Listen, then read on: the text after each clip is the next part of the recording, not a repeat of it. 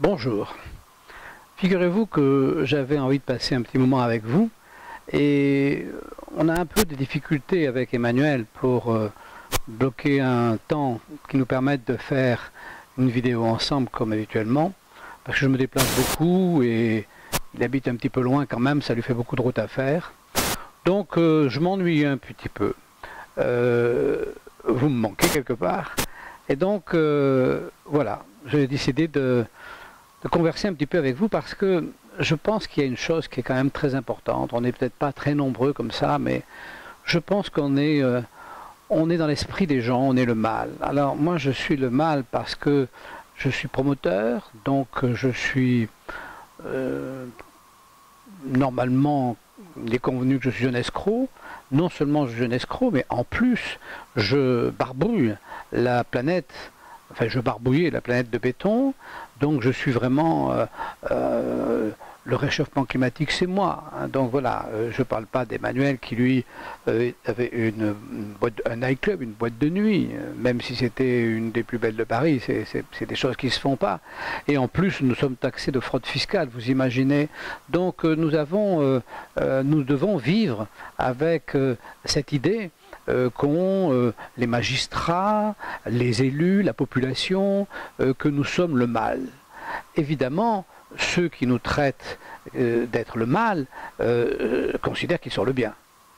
Alors, je voudrais vous raconter une ou deux anecdotes parce que je trouve que c'est quand même assez intéressant ça, et notamment j'en ai une qui est assez rigolote sur le bien et le mal. Alors si je vous l'ai déjà raconté, vous m'en voudrez pas parce que on a tellement conversé depuis maintenant 10 ans qu'il y a des choses que je répète.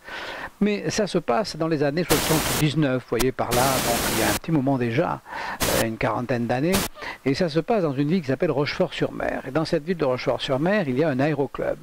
Et cet aéroclub est assez important parce qu'il est un pivot entre la ville et à l'époque une base militaire qui forme des jeunes mécaniciens de l'armée de l'air, et ils sont quand même 15 000, donc cet aéroclub il est important. Et il se trouve que cet aéroclub fait faillite. Et que donc les gens qui le gèrent viennent me voir parce qu'à cette époque-là, ils ont besoin d'argent, ce qui serait l'équivalent aujourd'hui de 150 000 euros, c'est-à-dire en gros 1 million de francs. Bien. Alors, bon, pourquoi moi je n'y connaissais rien en aéroclub, rien en avion non plus, et j'avais juste peur chaque fois que je prenais l'avion, ça s'arrêtait là, et je dis pourquoi pas. Il faut être ouvert dans la vie, pourquoi pas. Donc on m'explique, la personne, le trésorier, qui était un gros fermier des environs, m'explique ses malheurs, et me dit il faut absolument nous aider, sinon je vais aller en prison. Ah bon, très bien. Donc je décide de l'aider, à l'époque je pouvais le faire, avec un ami nous l'aidons. Mais en échange, je lui dis, ben moi je veux bien vous aider, mais évidemment, je souhaite prendre la maîtrise, quand j'aurai mis mon argent, la maîtrise de l'aéroclub. Alors les choses sont un peu difficiles, mais finalement, je suis nommé président de l'aéroclub et j'arrive avec les sous pour remettre les choses d'aplomb. Et alors la stupéfaction, alors cet aéroclub est tenu par des gens qui ont une légitimité. Je dirais que, parlant du bien et du mal, ils sont le bien de l'aéronautique. Le président est un pilote de l'armée de l'air qui a été pilote d'hélicoptère pendant la guerre d'Algérie, qui a fait toute la campagne d'Algérie. Les autres sont un peu du même tonneau, alors soit ils sont pilotes de l'armée de l'air, soit ils sont des passionnés qui ont un vrai motif de faire de l'avion, ce qui n'est pas mon cas. Donc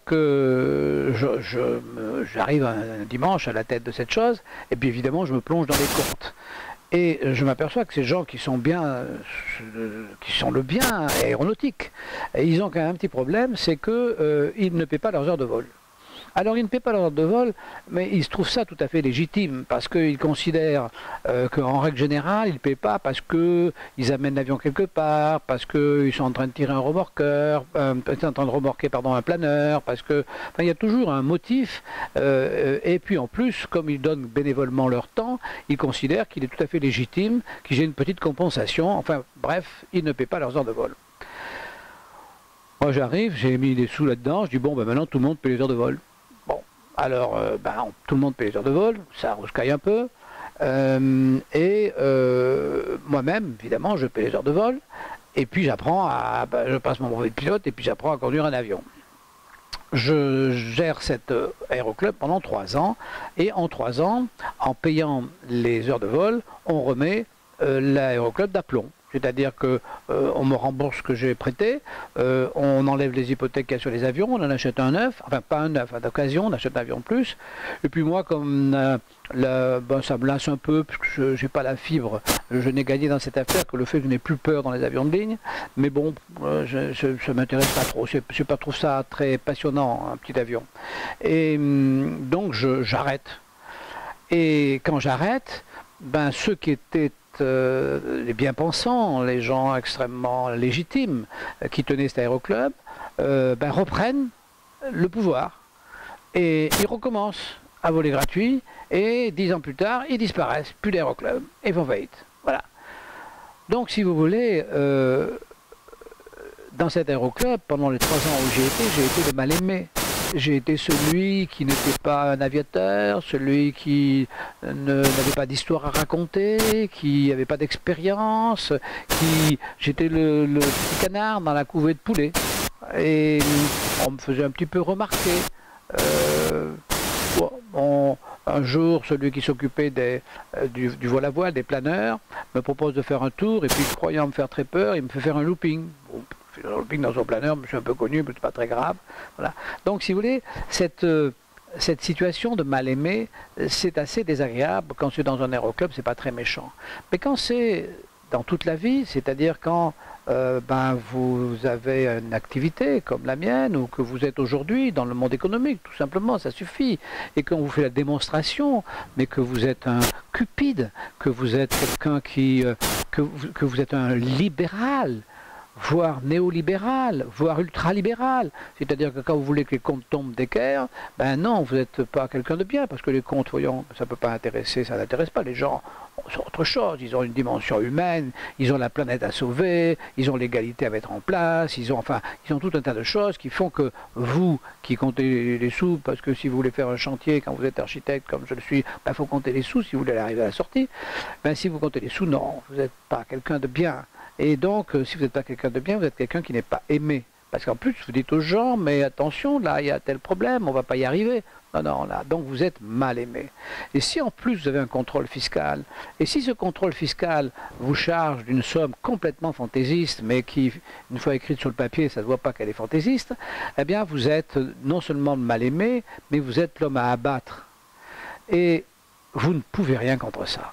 Parce que si vous voulez, quand vous allez vous présenter devant le tribunal, il reste l'idée que vous êtes le mal-aimé. Il reste l'idée que vous êtes quelqu'un de pas bien par rapport à tous les autres qui sont des gens très bien. Vous imaginez que le préfet est évidemment très bien. Vous imaginez que votre député est évidemment très bien. Vous imaginez que votre maire est évidemment très bien. Et que tous ceux qui ont des drapeaux, des machins, des pancartes à la main sont évidemment très bien. Il n'y a que vous qui êtes un fumier de lapin. Donc, vivre ça, c'est terrible. Et, si vous voulez, au bout de 20 ans de lutte, vous allez trouver que je ne suis pas très malin, je ne m'en étais pas aperçu. J'ai toujours cru qu'en fait, c'était des erreurs de justice. J'ai toujours cru qu'en fait, on n'avait pas bien compris ce que j'avais expliqué, parce que j'ai toujours perdu. Puis je perds encore, et puis là, je suis un petit peu au bout, je perds tout le temps. Et je perds tous mes procès, alors que j'ai raison à 250%. J'ai vraiment... j'ai jamais de ma vie ni touché, ni reçu un pot de vin, ni participé à une combine quelle qu'elle soit, jamais. Et donc, j'ai été dans ma vie comme à l'aéroclub. J'ai toujours payé ce qu'il fallait payer. Je pense que j'aurais fait comme De Gaulle, j'avais été à l'Élysée, j'aurais payé mon électricité, j'aurais trouvé ça normal. Bon, et donc, si vous voulez, de perdre comme ça systématiquement la totalité, tout le temps de mes procès, j'ai toujours pensé que je m'étais mal expliqué, que bientôt on allait me comprendre, et que bah, les choses pourraient quand même, que la justice existait. Et je n'avais pas compris que j'étais le mal-aimé. Je n'avais pas compris que la société a besoin d'avoir des mal-aimés. Alors vous savez, je suis né en 1944, donc je suis un enfant de la guerre.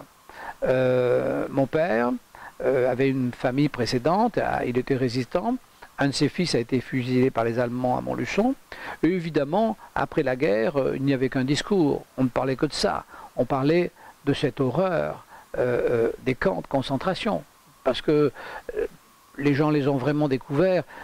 Parce que quand ça existait, je pense, je ne sais pas, j'y étais pas, je suis né en 1944, mais je suppose que quand ça existait, les gens savaient que ça existait. Mais enfin, on ne leur avait pas mis sous le nez. Et donc, en 1945, quand la guerre a été finie, ils ont eu les photos et les camps sous le nez, même si certains ont prétendu que ça n'existait pas. Ouais, ça existait, ils ont eu ça sous le nez. Et moi, toute ma jeunesse, toute ma vie, je me suis toujours dit, mais pourquoi les Juifs n'ont pas résisté? Pourquoi ils se sont laissés emporter par train entier? Pourquoi? Qu'est-ce qui s'est passé? Eh bien maintenant je comprends, ils étaient les mal-aimés. C'est-à-dire que la totalité de la société les haïssait. Ils étaient haïs. Et donc ils ne pouvaient rien faire. Quand vous êtes haïs, vous êtes dépossédés, on vous prend vos affaires, on vous prend votre vie, et tout le monde trouve ça normal. Je dirais même que les autres ont une certaine satisfaction à vous voir tout perdre. Alors, c'est quelque chose qui est très difficile à décrire, très difficile à décrire. Et c'est quelque chose qui est récent. Parce que moi, au début de ma vie, quand on faisait des affaires, quand on travaillait, quand on avait une activité économique, quand on faisait ses comptes, quand on faisait des choses qui tenaient debout, on était plutôt respecté. Moi, quand je me suis mis dans mon activité économique, ben, j'avais avant moi des gens que je respectais. Et j'ai moi-même, pendant un certain temps, été respecté. Et puis ça a commencé à mal tourner dans les années 70, 75, puis 80, puis ça a empiré. Et puis aujourd'hui, on est haï. Aujourd'hui, personnellement, je sens cette haine, tout particulièrement quand je vais au tribunal. Ces tribunaux sont absolument extraordinaires. L'ambiance qu'il y a là-dedans, parce que si vous voulez, en réalité, au tribunal, il n'y a pas de justice. Au tribunal, si vous voulez, c'est le lieu commun de la vie. C'est-à-dire que c'est la pensée majoritaire qui s'exprime au tribunal, sous couvert d'un verbiage juridique dans lequel on fait dire n'importe quoi. Si vous voulez, la loi, c'est un peu comme les chiffres. Les chiffres, on leur fait dire tout ce qu'on veut, et la loi, on lui fait dire tout ce qu'on veut. Un magistrat un peu, un peu malin, un peu intelligent, ils le sont, peut tordre la loi comme il veut, il en sort ce qu'il veut. C'est exactement pareil avec les chiffres, les statistiques, on fait ce qu'on veut.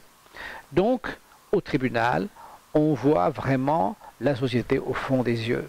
Et je peux vous dire qu'au tribunal, quand j'y vais, je sais que je fais partie des mal-aimés, je sais que je suis beaucoup plus détesté que ne le sont les délinquants, les vrais délinquants qui viennent, pour qui il y a une certaine compassion, parce que ils ont été élevés dans des endroits difficiles, ils ont eu des parents qui les ont battus, ils n'ont pas pu, l'éducation nationale n'a rien pu pour eux, malheureusement ils ont rencontré la drogue, donc toutes ces choses font que finalement, sauf en cas de viol bien sûr, mais finalement, si flinguent un petit vieux, ou s'ils abîment des petits vieux pour leur piquer leur pognon, ça c'est pas très grave. Pas très grave.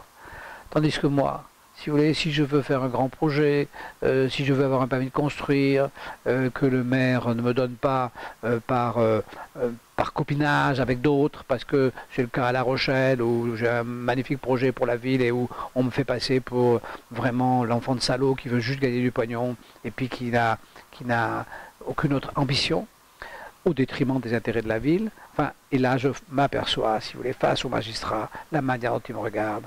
Ils ne me disent pas que je suis de la merde, mais ils le pensent tellement que ça se voit au fond de leurs yeux. Donc, je voulais partager ça avec vous parce que j'ai vu ce dérapage, j'ai vu la société devenir comme ça, et je ne sais pas jusqu'où ça va aller. Je ne sais pas jusqu'où on va perdre le contrôle et jusqu'où le pire va aller. Vous savez, le pire qui n'est jamais certain, mais qui est quand même probable, qui peut arriver. Hein. On ne sait pas. Et j'avoue que ça me rend vraiment profondément malheureux de constater ça, de constater cette réalité, de constater cette haine que certains portent comme un fardeau pour les autres. Ils doivent les sacrifier, c'est-à-dire que l'échec généralisé de personnes qui en fait non pas ne travaillent pas, mais si vous voulez, ne cherchent pas à produire, ne cherchent pas à trouver leurs bénéfices après avoir apporté un bénéfice à la collectivité. Parce que normalement, moi je vais vous dire une chose, j'ai gagné de l'argent dans ma vie, on m'a tout pris, très bien, mais l'argent que j'ai gagné a toujours été une petite partie de ce que j'ai fait gagner. Je n'ai jamais perçu une somme sans avoir à mes clients fait gagner beaucoup plus. Donc je trouve que c'est la règle. Je pense qu'on ne peut prélever de l'argent que quand on a fait gagner de l'argent. On n'en est plus du tout là. rares sont ceux qui se posent la question de savoir à la fin du mois si l'argent qu'ils touchent a été compensé par leur activité. Très rare. C'est plus l'objet du débat. Donc à partir de là, évidemment, assez rapidement, on peut dépenser beaucoup plus que ce qu'on gagne pour une société. On en est là, et avec une inversion de la pensée, et nous devenons, certains d'entre nous, deviennent une espèce d'exutoire, parce qu'il y a quand même une conscience d'aller dans le mur, il y a une conscience de tous ceux qui volent l'argent qu'on leur donne, ils le savent au fond d'eux, ils le savent, donc ils ont besoin d'un bouc émissaire. Donc le bouc émissaire, c'est qui? C'est ceux qui gagnent de l'argent, au motif que s'ils l'ont gagné, c'est qu'ils l'ont volé. Alors, il y a un livre que je vous conseille, que je n'ai pas fini, on en reparlera quand j'aurai fini, ça s'appelle Sodoma. Sodoma, c'est un livre sur l'Église et sur cette chose extraordinaire de l'homosexualité. Non pas comme un défaut, l'homosexualité, personne ne considère ça comme un défaut, c'est une manière de vivre que chacun choisit ou ne choisit pas, peu importe, mais si vous voulez, il n'y a pas de raison de critiquer. Mais il se trouve que l'Église a été la championne de la dénonciation de l'homosexualité en prétendant ne pas avoir de pulsion sexuelle. C'est-à-dire que le prêtre, l'Église, devait avoir son amour entièrement au service de Jésus et évidemment faire l'impasse absolue sur l'amour et la sexualité, alors avec des hommes. C'est pas exactement comme ça que ça s'est passé. Donc, de ce livre, il ressort que entre 70 et 80% des hommes de l'Église sont homosexuels et ils ont fait partie de tous les combats qui se sont opposés au mariage pour tous, qui sont opposés à l'homosexualité. C'est-à-dire qu'ils ont tellement été contre l'homosexualité que dans les pays où ils avaient vraiment le pouvoir, notamment en Amérique du Sud, les homosexuels n'avaient comme solution pour assumer leur homosexualité que de devenir prêtres. Oui, c'est ça qui est extraordinaire. Extraordinaire. C'est-à-dire que ces gens, quand même, qui ont réussi à embobiner 1 milliard à peu près d'individus, qu'ils ont fait souffrir dans leur sexualité, dans leur vie d'homme, eh bien ces gens sont des enfoirés, quand même, qui sont à 80% l'inverse de ce qu'ils disent. C'est extraordinaire. Mais c'est exactement pareil avec l'argent. Alors, on prend là l'homosexualité, aujourd'hui on est au bout, mais enfin ça fait des siècles qu'il tue les gens quand même, des siècles. On est au bout de ça. Et on n'est pas encore au bout de ceux qui prétendent se désintéresser de l'argent, se désintéresser complètement des biens matériels, avec en tête aujourd'hui les écologistes, mais toute cette gauche, tous ces gens, tous ces bien-pensants qui sont vraiment tout à fait hors des problèmes économiques, et qui sont comme les curés, à 80%, ils ne pensent qu'à ça. À 80%, ils combinent toute la journée pour gagner des sous, pour voler des sous. Ce sont les mêmes.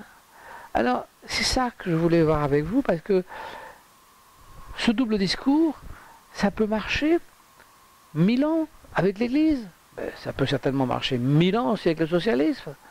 Donc, ça veut dire, comment faire pour sortir de là? Comment faire? Je pense qu'ils vont se répandre partout. Donc, on ne peut pas vivre donc autrement que dans le mensonge, on ne peut pas vivre autrement que dans l'hypocrisie. Eh bien, c'est possible que ce soit le cas. Auquel cas, effectivement, je serais venu sur cette terre vraiment à mon corps défendant, et je me demande ce que je suis venu y faire.